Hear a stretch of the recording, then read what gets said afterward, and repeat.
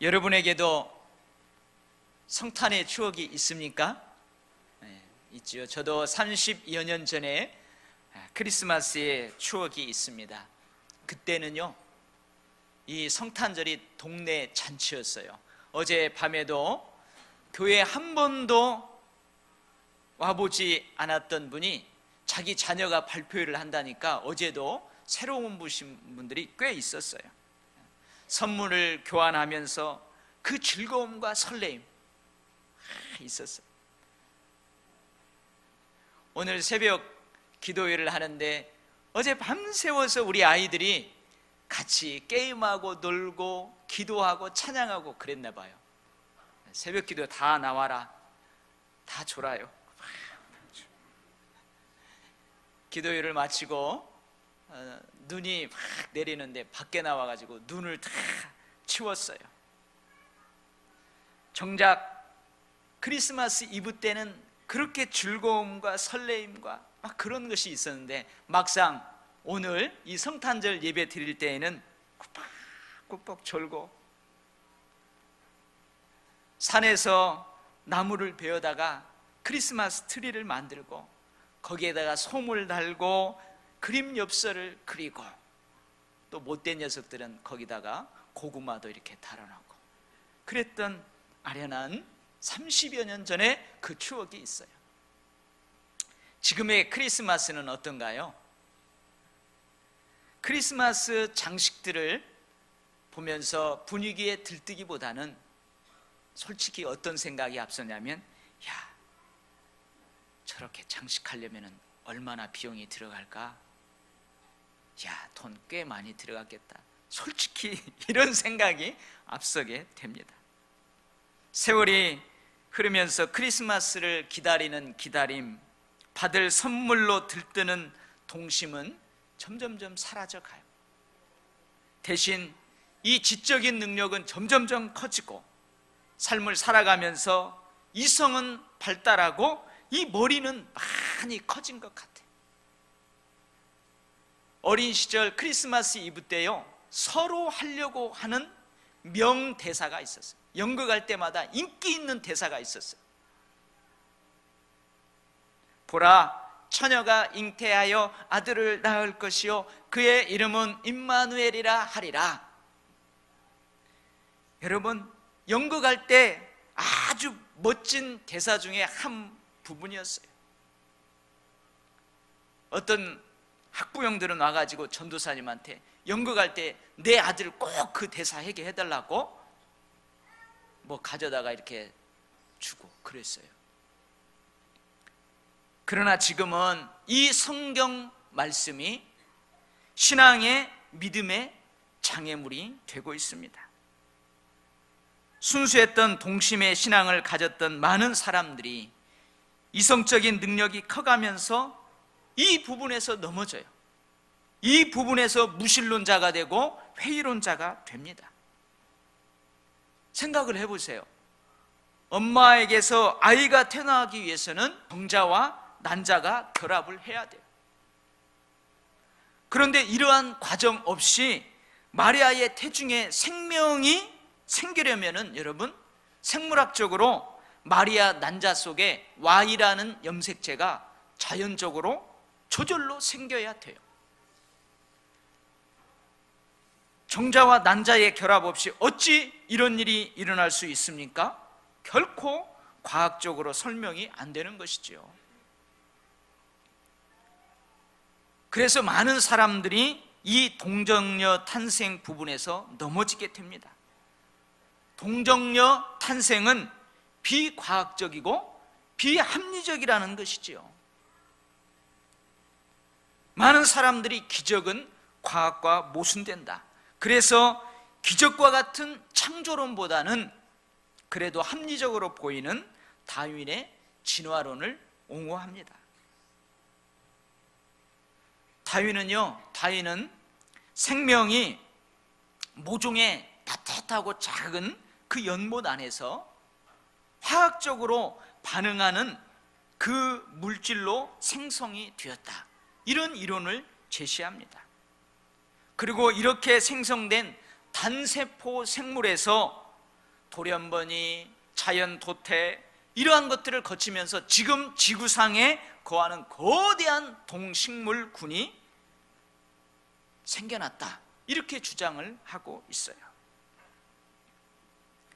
그러나 생명의 기원을 연구하는 과학자들은요, 이 다윈의 이론은 겉으로는 합리적으로 보이지만 전혀 불가능한 일이라고 합니다.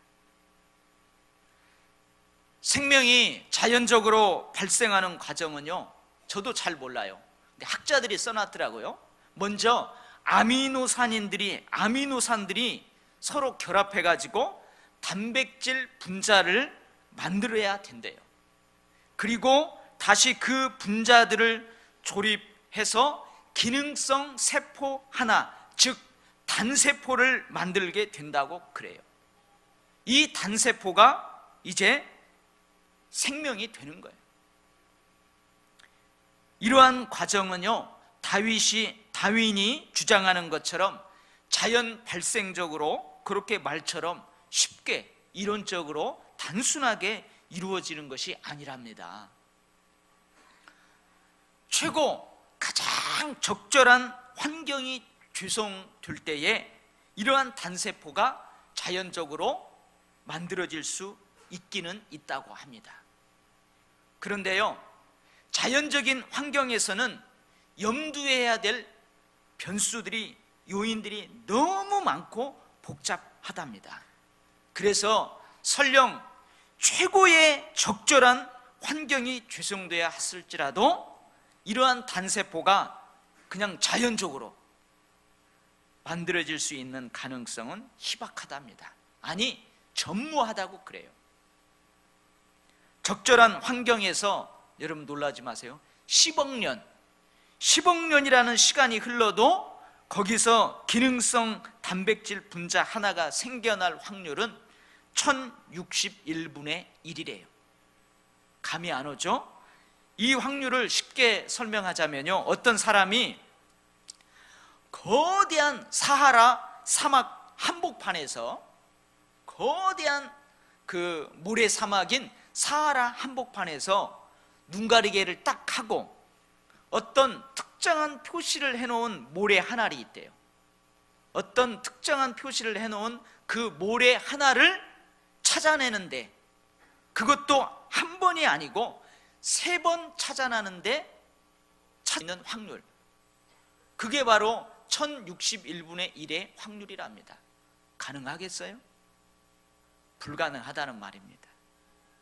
그래서 생명의 기원을 연구하는 과학자들은 생명을 연구하면 연구할수록 생명의 기원 과정에서 이성적 설계자, 초자연적인 존재가 개입했다는 것을 인정합니다. 이 이성적 설계자, 초자연적인 존재가 바로 하나님입니다. 그래서 많은 과학자들이 이렇게 말합니다. 우주를 설계하여 존재하게 하고 지금도 매 순간 그 존재를 지탱하고 있으며 물리적 세계를 지배하는 자연 법칙 자체의 원인처인 창조주가 있다면, 하나님이 있다면 기적의 가능성을 믿는 것은 지극히 합리적인 일이다. 과학자들이 그렇게, 이러한 우주의 창조자이신 하나님께서 마리아의 난자에 Y 염색체를 만드는 것은 식은 죽 먹기라는 것이죠. 아멘. 그런데요, 이 무신론자들, 회의론자들은 이렇게 말해요. 하나님의 기적의 역사를, 하나님께서 정해놓으신 자연법칙을 하나님 스스로 깨는 행동이다. 그래서 우리는 하나님의 기적을 믿지 못하겠다. 그리고 나아가서 하나님의 존재를 믿지 못하겠다. 이렇게 말합니다. 이거에 대해서 모어랜드라는 철학자가 물건을 놓으면 땅에 떨어진다는 이 중력의 법칙을 예로 들어서 그들의 주장에 대해서 반박을 했어요. 뭐라고 했느냐? 생각을 해보세요. 나무에서 사과가 땅에 떨어집니다. 근데 나무에서 사과가 떨어지기 전에, 떨어져서 땅에 닿기 전에 내가 손을 딱 내밀어서 그 사과를 받았어요. 그러면 여러분, 내가 땅에 떨어지기 직전에 그 사과를 내 손을 내밀어서 받았다고 해서 내가 중력의 법칙을 위반한 것입니까? 그렇지 않다는 거예요. 내가 중력의 법칙을 부정하는 것입니까?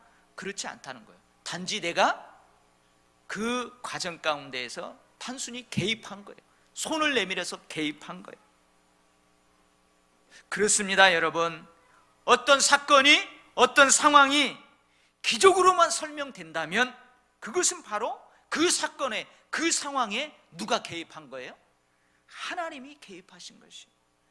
하나님이 개입하실 때만이 그 일이 일어날 수 있기 때문에 그렇습니다. 그래서 여러분, 동정녀 탄생, 성육신의 사건은 바로 하나님이 개입하신 사건입니다. 어떤 하나님이요?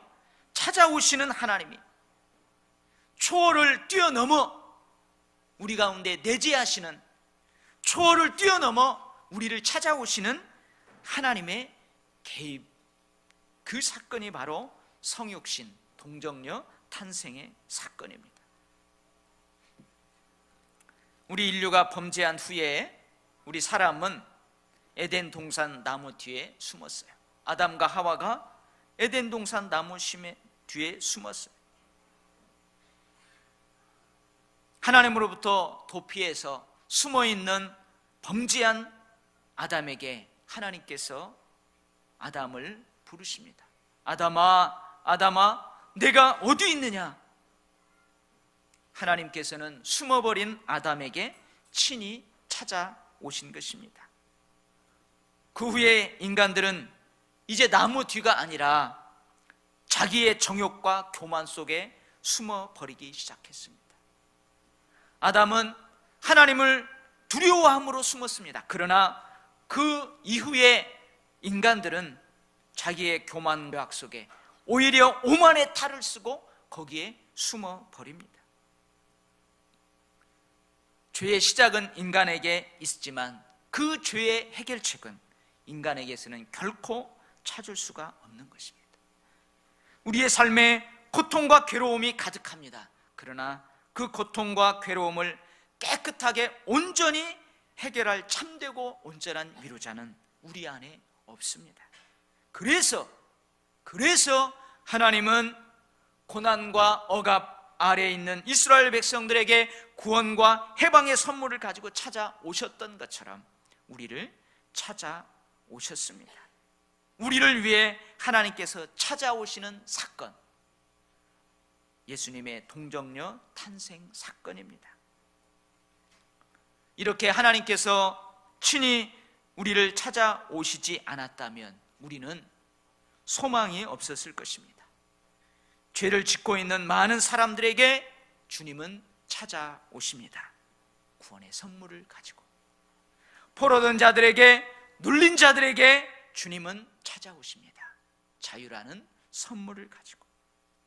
눈먼 자에게 찾아오십니다. 다시 보게 되는 기적의 선물을 가지고. 하나님은 이 지구촌의 모든 이들에게 사랑과 은혜를 주시려고 찾아오십니다. 오늘 성탄절은 바로 이렇게 우리를 찾아오시는 하나님의 은혜가 넘치는 절기입니다. 사랑하는 성도 여러분, 혹 지금 죄책감으로 너무나 고달프십니까?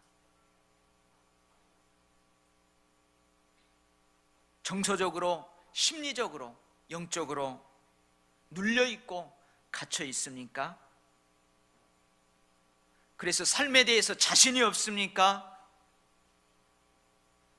소망이 없다고 느끼십니까?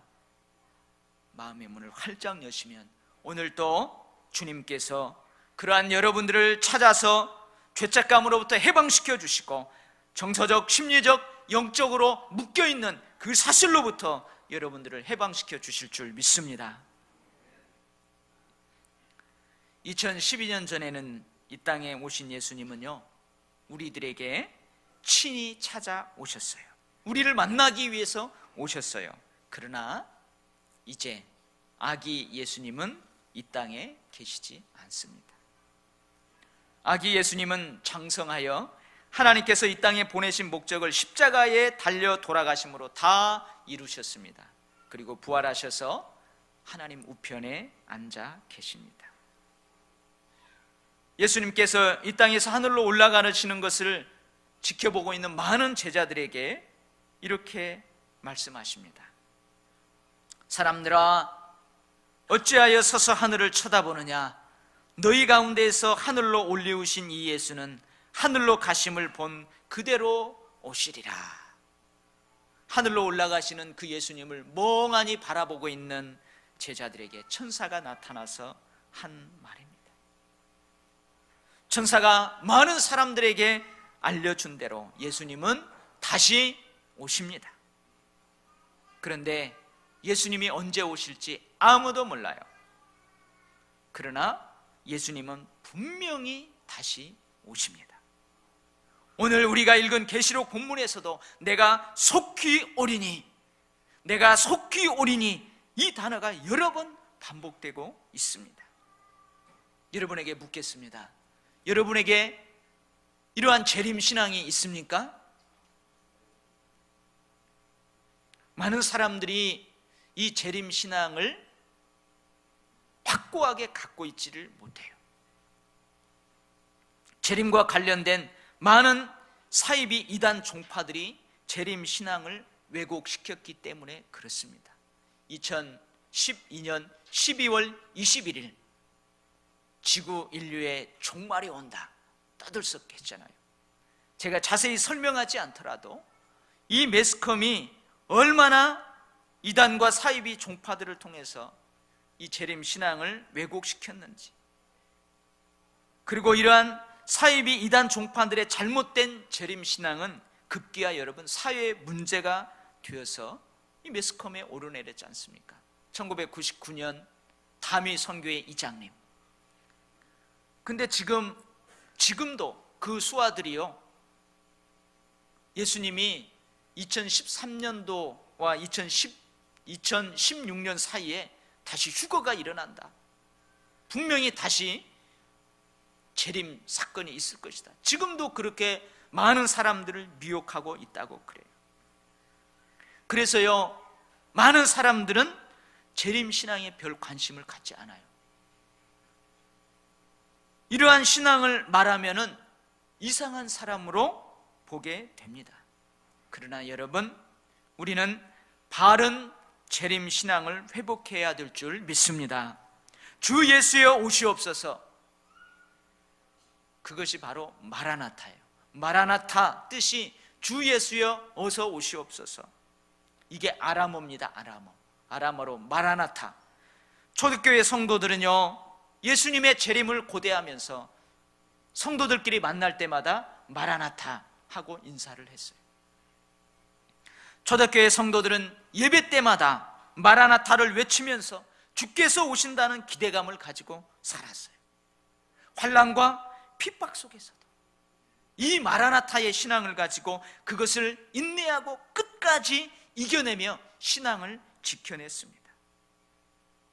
기억하시기 바랍니다. 여러분, 예수님이 다시 오실 때에는 응애 응애 응애 울음소리를 터뜨리면서 마구간으로 오시지 않습니다.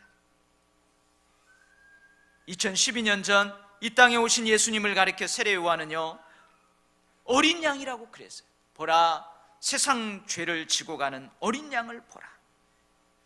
그때 우리를 친히 찾아오신 예수님은 그야말로 어린 양이었어요. 예수님은 사람들이 자신을 때리고 침뱉고 욕해도 아무 말 없이 그것을 다 감당하셨습니다. 그야말로 연약한 순한 어린 양처럼 묵묵히 다 받아들이셨어요. 섬김의 종으로 오셨어요. 왜요? 우리를 낫게 하시려고, 우리를 구원시키기 위해서. 그야말로 세상 죄를 지고 가는 어린 양으로 이 땅에 예수님은 오셨습니다. 그러나 앞으로 오실 예수님은 어린 양의 모습으로 오시지 않습니다. 요한계시록 5장 5절 말씀입니다. 장로 중에 하나가 내게 말하되 울지 말라. 유다의 지파의 사자 다윗의 뿌리가 이기었으니 이 책과 그 7인을 떼시리라 하더라. 유다 지파의 사자 다윗의 뿔이 누구예요? 예수님을 가리키는. 이처럼 다시 오실 예수님의 모습을 뭘로 그리고 있어요? 어린 양이 아니라 사자의 모습으로 그리고 있습니다. 사자는 어떤 동물입니까? 동물들의 왕이에요. 사자 앞에서는 모든 동물들이 꼼짝 못하고 벌벌 떱니다. 다시 오실 예수님을 사자의 모습으로 표현하고 있다는 것은 다시 오실 예수님은 이제 왕으로 오신다는 거예요. 응애 응애 어린아이 어린 양 마구간으로 오시는 것이 아니고 이제 사자의 모습으로 왕으로 이 땅에 다시 오신다는 거예요. 할렐루야. 연약한 모습이 아니에요. 십자가에서 힘이 있지만 힘을 한 번도 쓰시지 아니하고 그렇게 고난과 고통 가운데에서 돌아가시는 그런 연약한 모습이 아니라 강한 모습으로 다시 오신다는 말씀입니다. 2012년 전 이 땅에 오신 예수님을 하나님의 아들로 알고 맞이한 사람은 몇 명 되지 않았어요. 한밤중에 양을 지키던 목자들이 예수님을 하나님의 아들로 알았습니다. 동방박사들이 알았어요. 예수님을 만나기 전에는 내가 죽지 아니하리라 성령의 지시함을 받았던 시므온이 예수님이 하나님의 아들이라는 것을 알았어요. 성전에서 금식하며 기도했던 안나라는 할머니가 예수님을 하나님의 아들로 알고 만났습니다.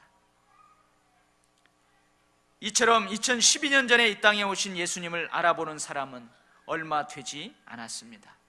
그러나 다시 예수님이 이 땅에 오실 때에는 모든 사람들이 알게 된다고 예수님께서 친히 말씀하셨습니다.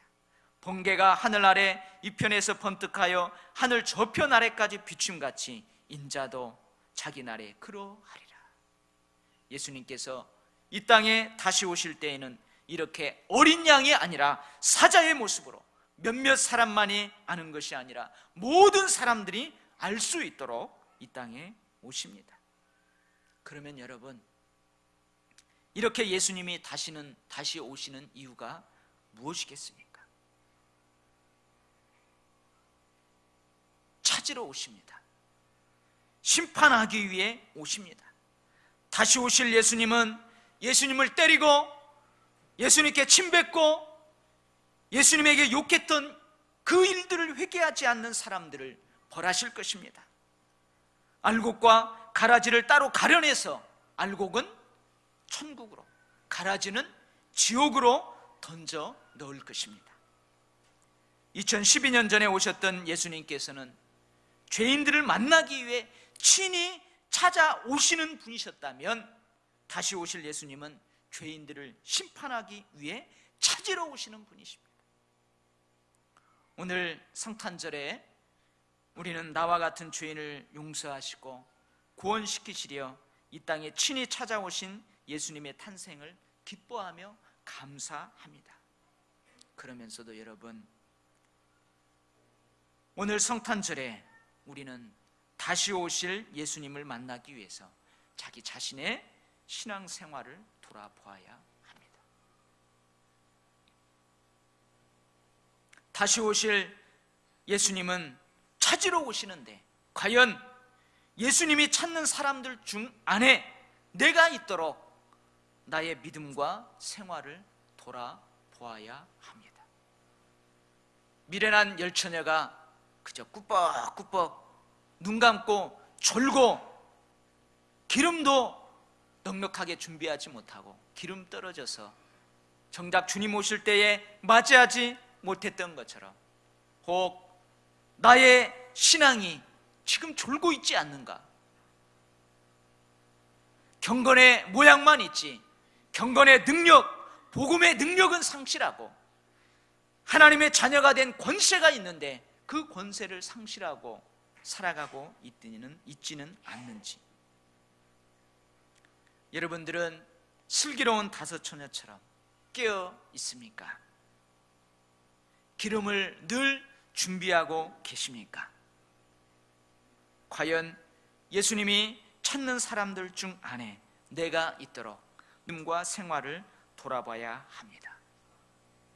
다시 오실 예수님은 마구간으로 오시지 않습니다. 교회로 오십니다. 가정으로 오십니다. 나의 삶의 현장으로 오십니다. 다시 오실 예수님은 심판하기 위해 오십니다. 다시 오실 예수님은 어린 양이 아니라 사자의 모습으로 심판자를, 천국으로 인도할 자를 찾으러 오십니다. 두려우십니까? 그렇다면 두려워하지 않도록 여러분의 믿음을 점검하십시오. 여러분의 행함 있는 믿음을 점검하십시오. 그래서 내가 속히 오리라, 아멘 주 예수여 어서 오시옵소서, 마라나타, 담대히 이렇게 고백할 수 있는 여러분의 신앙이 되시기를 바랍니다. 2012년 오늘 성탄절에 여러분의 생각 가운데, 여러분의 심령 가운데, 여러분의 삶 가운데 임마누엘의 축복과 평화가 가득하기를 축원합니다. 동시에 마라나타의 은혜가 오늘 성탄절에 여러분 모두에게 있기를 주의 이름으로 간절히 축원합니다. 아멘.